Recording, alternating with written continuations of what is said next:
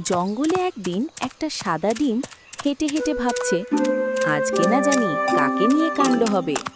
হঠাৎ সে দেখে একটা বানর গাছের ডালে বসে মোবাইল হাতে খুব সিরিয়াস মুখ করে আছে। ডিমটা বলল, এই ভাই, এত গম্ভীর কেন?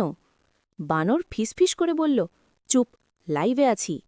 ডিম অবাক, লাইভে? কয়জন দেখছে? বানর গর্ব করে বলল, ৩ জন। ডিম বলল, ৩ জনেই এত খুশি? বানর বুক ফুলিয়ে বলল, আগে ছিল ২ জন, একটা আমি, একটা আমার খালা।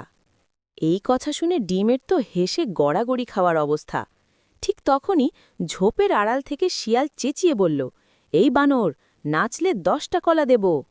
কলা শুনেই বানর শুরু করল এমন নাচ, ডাল কাঁপে, গাছ কাঁপে, মোবাইল কাঁপে।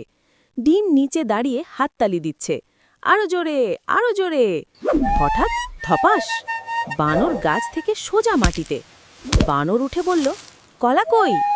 শিয়াল হেসে বলল, কলা না ভাই, কমেন্ট ছিল। বানর রেগে বলল, দাঁড়া, তোকে ব্লক করছি। ঠিক তখন ডিম চুপচাপ গাছে এসে বলল, একটা কথা বলি? বানর বলল, কি? ডিম হেসে বলল, তোর ৩ নম্বর ফলোয়ারটা আমি। আমি শুধু দেখতে ঠুকেছিলাম কবে পড়বি। তারপর পুরো জঙ্গল হাসতে হাসতে কাঁপতে লাগল। আর বানর, সে এখন লাইভে নাচার আগে ডালটা ভালো করে চেক করে।